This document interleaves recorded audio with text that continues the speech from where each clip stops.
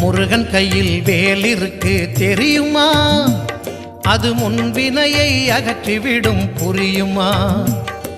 முருகன் கையில் வேல் இருக்கு தெரியுமா?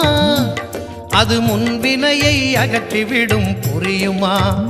வேலை வணங்கி வந்தால் கிடைக்கும் பலன் கொஞ்சமா? தாளை பணிந்து விட்டால் விதியும் நம்மை மிஞ்சுமா? வேலை வணங்கி வந்தால் கிடைக்கும் பலன் கொஞ்சமா? தாளை பணிந்து விட்டால் விதியும் நம்மை மிஞ்சுமா?